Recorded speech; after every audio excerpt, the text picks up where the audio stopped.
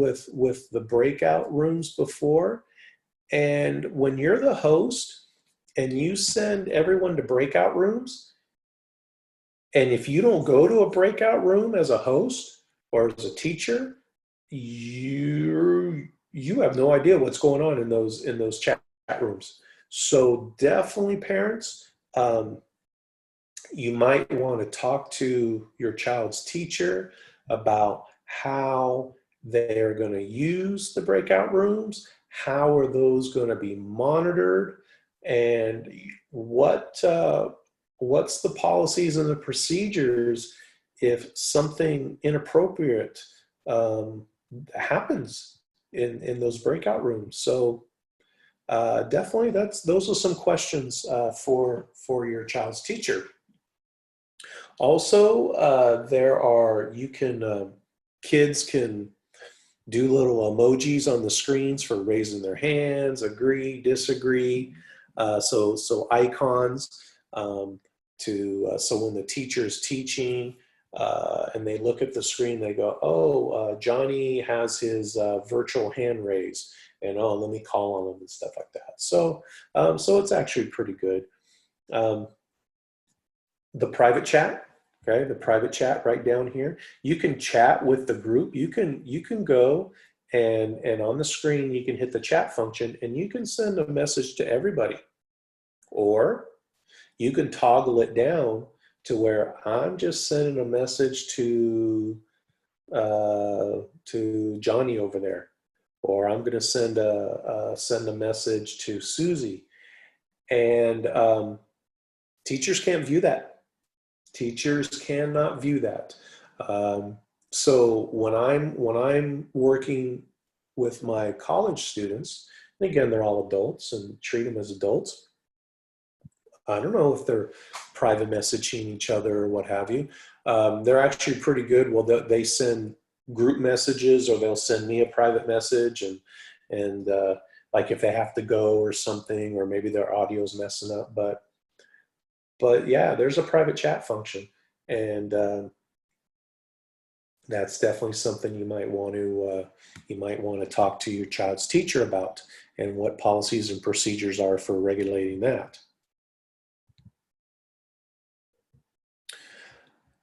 All right, another thing, virtual backgrounds. So remember, your child is sitting in front of a computer, and you have a camera on them, and that camera catches everything behind them. So here's just here's just a concern of mine, is that so if my child is using Zoom, I'm gonna kind of regulate where my child is going to be Zooming from, what part of the house, and kind of make sure that what's in the background. It can cause some issues. It can definitely cause some issues. There have been some issues with nice things in the background, and then other people kind of get ideas as to possibly think about breaking in, or hey, invite me over to your house, and then all of a sudden something disappears or what have you. Also, what the camera is capturing the kid's environment. And so let's say your child is Zooming and something inappropriate happens in another child's background, and your child's exposed to that. There are some things that you kind of need to be aware, and just not say, okay, hey, Johnny, yeah, just go Zoom wherever. You kind of need to stage a little bit and think about where they're going to sit at, and what's that camera, what it's capturing. Students and teachers and anyone who does Zoom, they can do what's called virtual backgrounds, and instead of the camera showing the child's bedroom or front room or whatever. Uh, they can download a background and have that in the background. So I would suggest parents that you definitely look into that. And that is a very, very easy setting to do. There, you can download a picture of a beach or something, and then the background is a beach, or the mountains or something.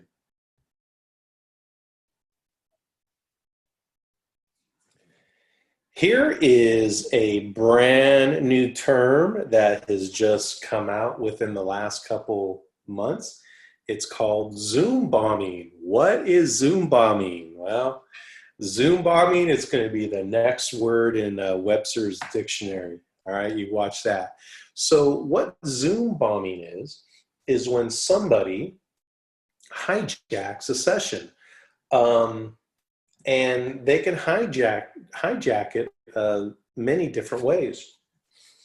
It could be a student that's in that class and they display inappropriate material, they share something inappropriate, they use the private chat for saying or sharing inappropriate comments or what have you.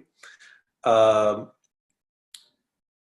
Zoom bombing also is where there are people out there who get into emails. They are able to get into, uh, for lack of a better term, they're able to overtake accounts, and by stealing passwords and emails and all that stuff, and they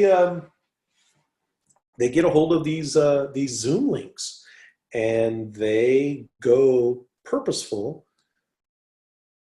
to these Zoom conferences, and with the whole intent of causing havoc. It's like going and crashing a party. You're gonna they're gonna go, and their whole intent is to just blow up the session. I've seen some articles where there's been some people, and that's what they specifically do. That's what they do all day, and they go and they get a hold of these Zoom links that teachers or hosts have sent out, and um, in unsecured ways. And then a teacher could be having a class, and then somebody joins, and then it's just they just raise havoc. And so as a parent, you have to be aware of your child's teachers, their policies, and their procedures on dealing with something like this that happens, whether it's a fellow classmate, whether it's somebody that some unauthorized user has gotten in there. How is your teacher going to handle that? What safeguards has the teacher put in place? There are requiring passwords to get into these teacher Zoom sessions with the kids. There's different settings where you can create random links. So it can go south pretty quick. I know personally, I know a few teachers that early on had some Zoom sessions, and they had some issues, and there was some pretty offensive material that had people were sharing on there, inappropriate words, inappropriate language. And so this teacher, just when it happened, boom, shut it down, and then talk to the administrators about these different things that happen, and discipline for those kids. So as a parent, you definitely need to be aware that this is something that can occur, and that please address that with your child's teacher as to the policies and procedures on how are they protecting the privacy of your child while Zooming. Um, what are the safest settings for Zoom meetings? These are going to be different things that we're going to talk about next week with teachers, but I kind of mentioned a little bit random meeting IDs, where when you're setting up these meetings, it's not the same link over and over and over again. It's purely random. Muting the participants when they come in. Um, really trying to control the chat. There's some different settings that can be put in place uh, to not allow the private chat and what have you. Disabling videos, um, being able to lock down the meeting, and here's some others like turning off the trial, the transfers of files. So, these are things that we're going to talk about with teachers next week. But the parents, you should be aware that the host should be looking at some of these things, and what are they doing? What's the teacher?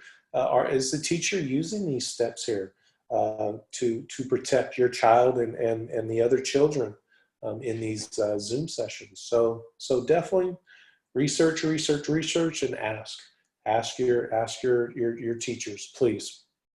Last thing I kind of want to talk about is Zoom's privacy.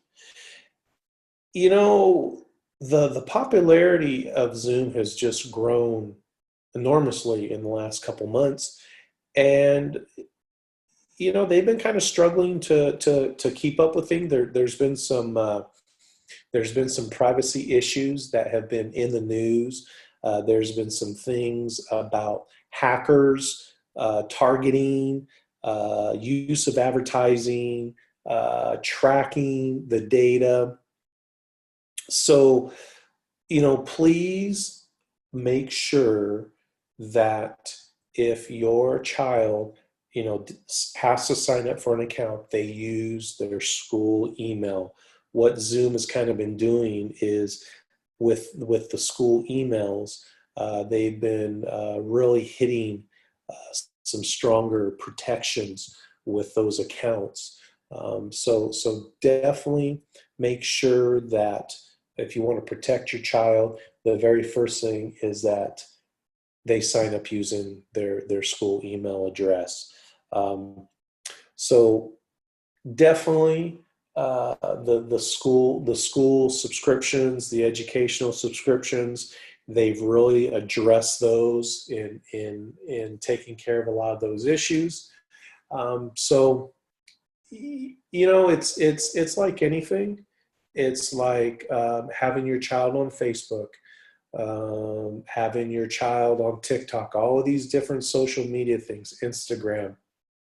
There's all privacy concerns, and definitely with Zoom as well. But there's some things that we've talked about for parents where you can do to make sure that your child is, as best as we can do, is protect them, protect their privacy when they're using these Zoom conferences. And I can't stress enough, please reach out to your child's teacher and ask questions. That's the number one thing. And number two is please just go and look at different articles, different websites, different reviews regarding Zoom. You can really find a lot of great and helpful information by reading the comment sections when it comes to these different articles. There's a lot of people that they comment, and like down here, here's a couple people that have just recently commented, and they can kind of talk about their usage and cautions. Here's this one talking about some different things about Zoom terms of service and stuff. So, please go and do your research and really look into this, um, because this is, I'm not saying that this pandemic is going to go on forever, but really it's changed a lot of things in our world that are gonna continue. And I think video conferencing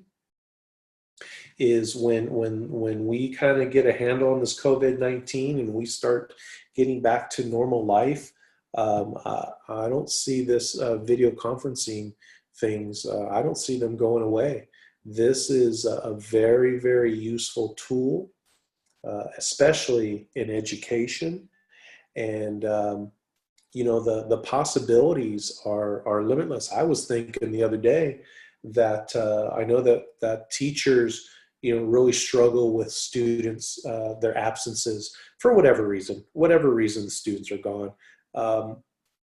But yeah, if you have a child that's home and sick, they can be there and they can tune into the Zoom, and the teacher uh, can record their lecture or have it Zoom live and have the child at home. So there's a lot of good that are coming with these advances, with social media and these technologies because of the COVID-19.